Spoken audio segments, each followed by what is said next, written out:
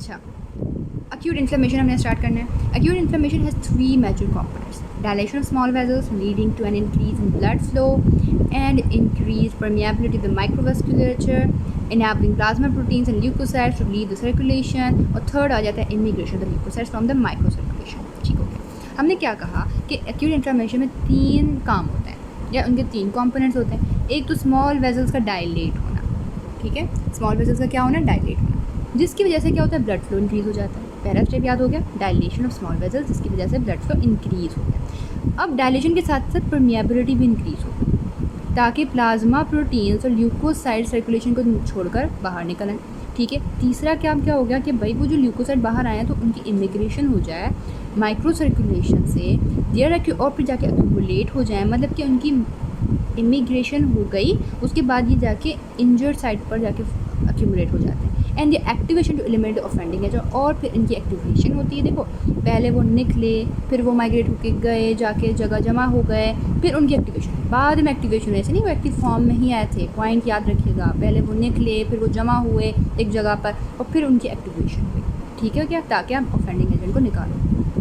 Van an injurious agent, sorry ज़्यादा हिल रहा है, when an injurious agent such as infectious microbe और डेड सेल्स। अब एक एग्जांपल करें कि भाई एक इंजरियस एजेंट है, जैसे कोई माइक्रोब हो गया, डेड सेल्स हैं, वो क्या हो गए, उनका सामना हो गया किसके साथ, भाई इन ल्यूकोसाइट्स वगैरह के साथ, वो फेगोसाइट हो जाएंगे।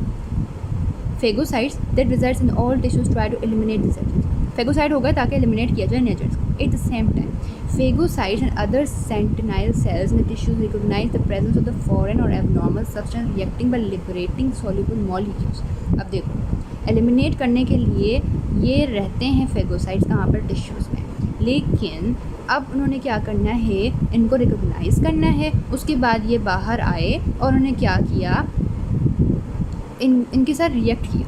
ठीक है, एबनॉर्मल सब्सटेंस को रिकॉग्नाइज किया, रिएक्ट किया by liberating soluble molecules. React कैसे किया, अपने अंदर से सॉल्युबल मॉलिक्यूल्स लिबरेट किए, दैट मीडिएट इन्फ्लेमेशन, और फिर वो इन्फ्लेमेशन को ज़्यादा इन्हांस करते हैं, हेल्पफुल रहते हैं इन्फ्लेमेशन के लिए। याद रखें, देखो सबसे पहले हमने ये तीन स्टेप्स पढ़े, उलझना नहीं है, शायद मैंने उलझा दिया दोनों, कि भाई डायलेशन हुई, ब्लड फ्लो बढ़ा, परमिएबिलिटी बढ़ी, ल्यूकोसाइड्स बाहर आए, प्लाज्मा प्रोटीन्स बाहर आए, फिर ल्यूकोसाइड्स इमिग्रेशन हुई, एक जगह जाके जमा हो गए, फोकस हो गए एक जगह पर इंजरी साइड पर, और फिर एक्टिव हुए, और फिर उन्होंने ऑफेंडिंग एजेंट को एलिमिनेट किया। फिर आगे बात फेगोसाइट्स की कि भाई फेगोसाइट्स रहते कहाँ, टिश्यूज़ में रहते हैं, ताकि वो एलिमिनेट कर सकें एजेंट्स को। अब वो क्या करते हैं कि सबसे पहले कि वो फेगोसाइट्स और दूसरे सेंटिनल सेल्स, मतलब वो जो सेंस करते हैं सेल्स, वो क्या करते हैं, रिकॉग्नाइज़ करते हैं कि भाई हाँ कोई बाहर का मौजूद है हमारी बॉडी में। उसके बाद वो उसके साथ रिएक्ट करते हैं अपने अंदर से सॉल्युबल मॉलिक्यूल्स को रिलीज़ करवा के।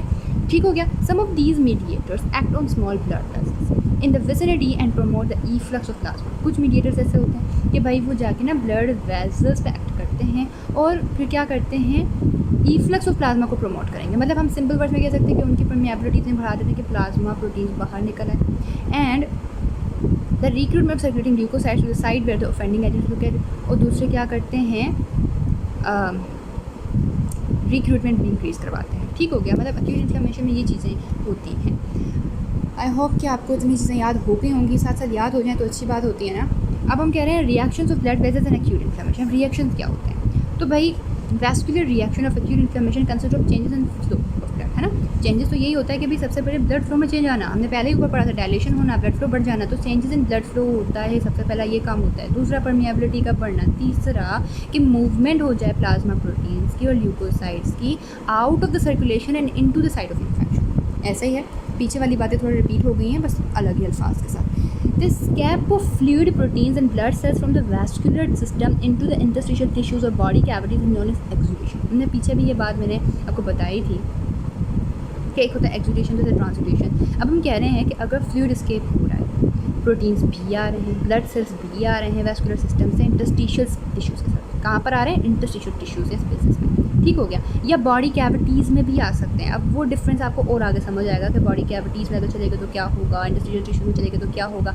लेकिन देखें यहाँ पर एक बात है कि प्रोटीन्स भी साथ आ रहे हैं, देन ऑफ कोर्स एक्सुडेशन होगी।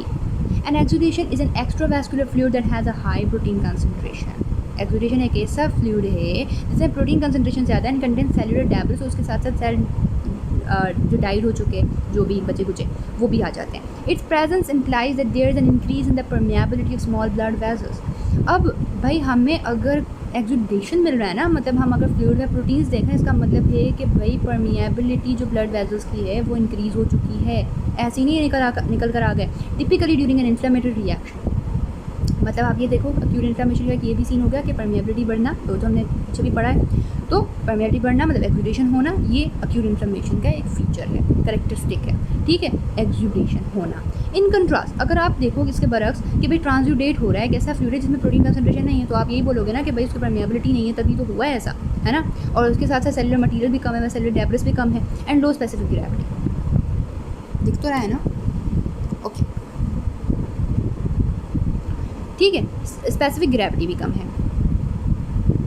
It is essentially an ultra filtrate of blood plasma, मतलब ये ऐसा है कि हमने फिल्ट्रेट कर दिया blood plasma. That is produce as a result of osmotic hydrostatic imbalances across blood vessels with normal vascular permeability. अब देखो इन पर ये चीज़ तो बहुत ही मतलब बहुत ही आगे नहीं, अगले चैप्टर में समझ आनी थी ज़्यादा क्लियर, लेकिन अभी आपको मैं क्लियर करवा देती हूँ कि देखिए हमारा ना जो इस तरह से फ्लूइड का बाहर आना वो दो वजह से होता है. एक तो परमिएबिलिटी का बढ़ना, दूसरा है तो ऑस्मोटिक एंड हाइड्रोस्टेटिक जो प्रेशर्स हैं वो इम्बैलेंस होता है. ठीक है. अब अगर हम ये कहें कि परमिएबिलिटी बढ़ जाए तो ट्रांसुडेशन होती है, लेकिन अगर हम ये कहें कि इम्बैलेंस की वजह से फ्लूइड बाहर आ रहा है तो वहाँ पर शायद मैंने उल्टा कह दिया, सॉरी. अगर मैं ये कहूँ कि परमिएबिलिटी बढ़ रही है तो एक्सुडेशन होगी ना, हमने अभी पढ़ा था. और अगर मैं ये कहूँ कि भाई परमिएबिलिटी में कोई इफेक्ट नहीं आया, इफेक्ट जो आया वो किस में आया कि भाई दो प्रेशर जो है ना ऑस्मोटिक और हाइड्रोस्टेटिक प्रेशर वो इम्बैलेंस हो गए, तो फिर वहाँ पर एक्सुडेशन नहीं हो सकती, वहाँ पर ट्रांसुडेशन होगी, because there is no any permeability for proteins to leak out of the vasculature और वी कैन से सर्कुलेशन. ठीक है, बात समझ आ गई. अब हम कह रहे हैं edema denotes and excess of fluid in the interstitial tissue. अगर किसी पेशेंट को एडिमा है, बेशक किसी भी किस्म की हो, ठीक है, पिटिंग हो या नॉन पिटिंग हो, एडिमा है, ठीक हो गया. या फिर हम कहें कि भाई वो कैसे हुआ एडिमा कि इंटरस्टिशियल टिश्यू में फ्लूइड आ गया, जैसे रिस्क कैविटीज़ में आ गया, है ना, किसी स्पेसिस में आ गया. It can be either an exudate और ट्रांसुडेट. वो फिर आपको बात समझ आएगी. बात समझा तो दी थी मैंने कि कैसे वो एक्सुडेट और ट्रांसुडेट होगी, परमिएबिलिटी पे डिपेंड करता है या फिर इम्बैलेंस इन द प्रेशर में डिपेंड करता है. ठीक है. पस और purulent exudate is an inflammatory exudate. देखो अगर कोई पेशेंट को पस रिलीज़ हो रहा है, प्यूरुलेंट एक्सुडेट है, तो फिर आप समझो ये इन्फ्लेमेटरी एक्सुडेट है, मतलब कि उसमें क्या है, प्रोटीन कंसंट्रेशन ज़्यादा है, रिच इन ल्यूकोसाइड्स होगा, मोस्टली उसमें न्यूट्रोफिल्स होंगे, the debris of dead cells होंगे, एंड मेनी केसेस में आपको माइक्रोब्स भी दिखने को मिलेंगे, मतलब कि वो जिसने ये सब कॉज करवाया वो भी निकल के बाहर आ गए. ठीक है. अगर किसी को पस हो रहा है, प्यूरुलेंट हो रहा है, एक्सुडेट होगा, ठीक है, किसी को पस हो रहा है, आई मीन हो रही है शायद. Anyways, changes in vascular flow and calibre. अब वैस्कुलर फ्लो में चेंज क्या आना, कैलिबर में क्या चेंज आया, सब चीज़ें हम देखेंगे अभी.